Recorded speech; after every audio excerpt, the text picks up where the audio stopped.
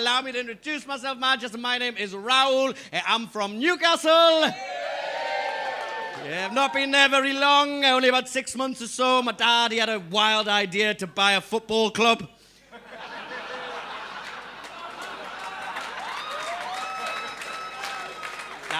Evidently, I'm not the son of Mohammed bin Salman. I'm just a regular Geordie, ladies and gentlemen. And long before we were most famously associated with human rights abuses in the Middle East, we were probably most famously associated with the beer, Newcastle Brown Ale. You may have heard of it. I am, in fact, the ambassador for that beer.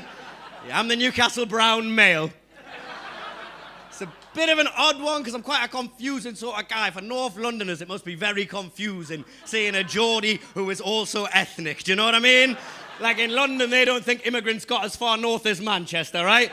They think we pretty much just got here and went, no, any further north, it's too cold, all the football teams are shit. That's what they think. Like, to Londoners, I look like an ethnic minority, but I sound like a racist. It's very confusing, but that's not all that's confusing about me. What else is confusing is my name is Raoul. That's kind of weird. I'm English, I've got Indian heritage, but I'm called Raoul. I'm English, I've got Indian heritage, and for no apparent reason, I have a Mexican's name. Quite confusing. So my name's actually Raoul, ladies and gentlemen. It is Rahul, traditional Indian name. But the thing was, all the Geordies who come in my dad's corner shop, sorry, I should point out, my dad does in fact own a corner shop. Because sometimes racist stereotypes are true. But all the Geordies who come to my dad's corner shop couldn't quite pronounce our ethnic-sounding names. They just give us names that were more applicable to their dialect, right? So I was Rahul, I became Raoul. My sister, she was called Kiran. They just called her Karan. My mum's name was Devinder, just called her Dave. That was how it worked. In his hindsight, the worst one was my father, right? Because my father, he had a very oddly anglicised name. My father, for a man with a very thick Indian accent, had a strangely westernised name. My father's name, interestingly enough, Dominic. So you know what they called poor Dominic in the shop for a laugh? Papa Dom! Just how it worked in his hindsight.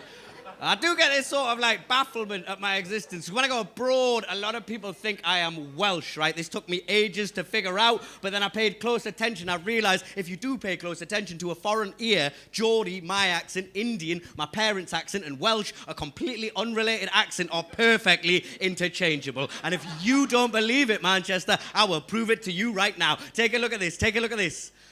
Hello! My name is Darrell.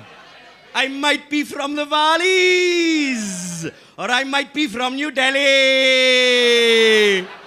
or I might be from Gateshead. You never know. But as I say, I do get this bafflement at my existence, right? Because when I was at university, I met a Chinese guy from Liverpool, and he was the most scouse man I have ever met in my life. He sounded stronger than Steven Gerrard. All he talked about was burgling, the Beatles, and cocaine. That was it.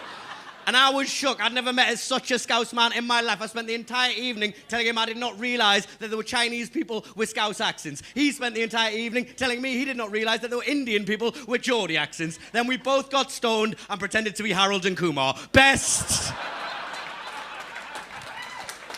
night of my life. But if you ask me, Manchester, these little nuances are what make Britain truly great. Like, I was in Edinburgh for the Fringe Festival all of August. By chance, Manchester, do we have any Scots in the room tonight?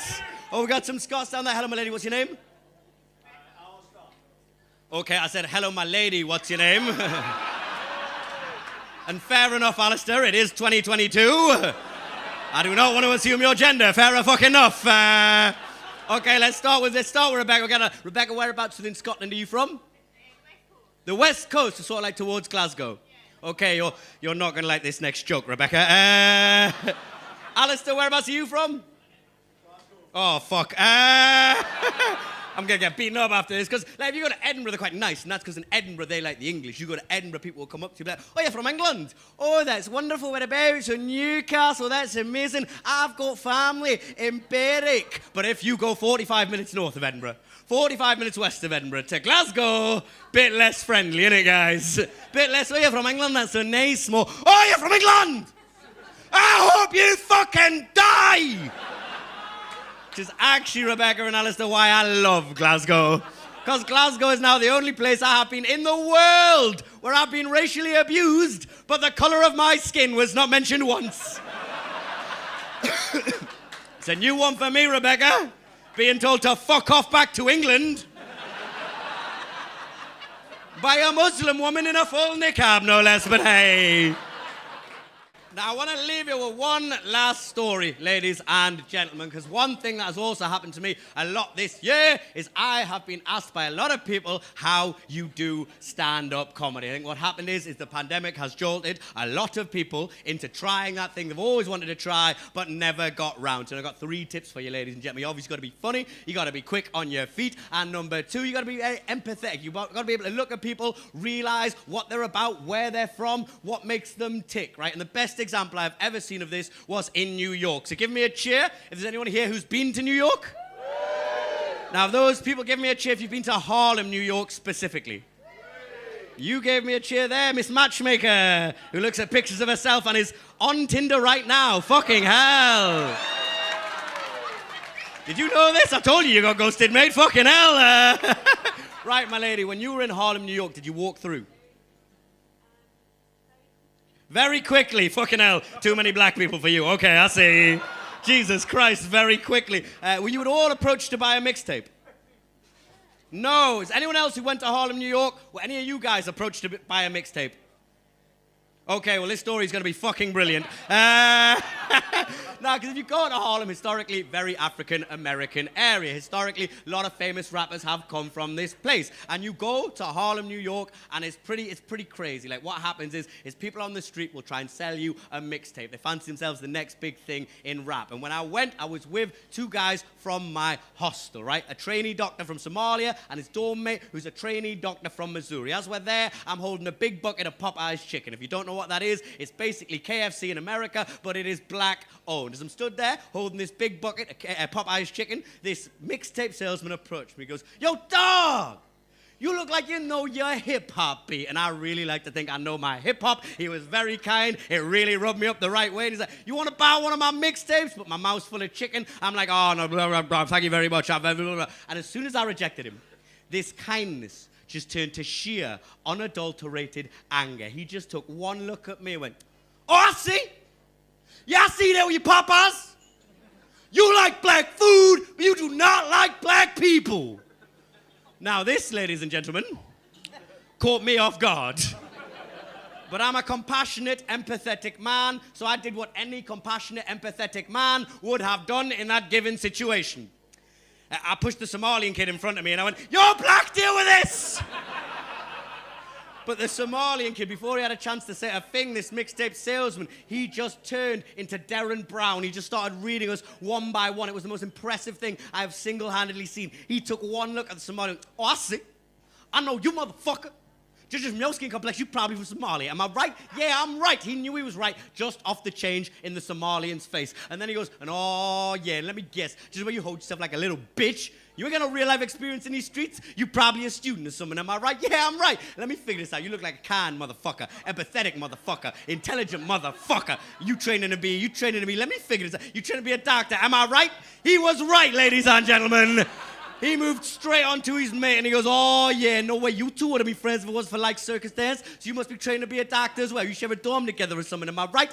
"Yeah, I'm right. Let me figure this out. Just where you hold yourself like a country bumpkin. You ain't from New York neither. You from the Midwest somewhere rural, somewhere in the Rust Belt. Am I right?" "Yeah, I'm right. Let me figure this out. Is it, you from Missouri? Am I right? He was right, ladies and gentlemen. 2 out of 2. We could not believe what we were seeing. But then he came to me. And he goes, "Oh, yeah. And I know you, motherfucker." And I'm thinking, there is absolutely no way.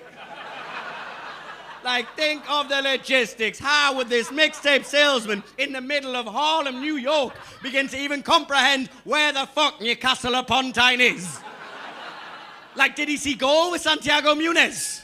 Did he hear about Raoul Moat in the news? Do they get Biker Grove in Harlem? What the fuck happened here? But he takes one look at me, dead in the eyes. He goes, "Oh, yeah, I know you, motherfucker. I see motherfuckers like you here all the time. I can tell from your accent You're from Wales! Ladies and gentlemen, I'm Raul Kohli. You've been an absolute delight. Please enjoy the rest of your night.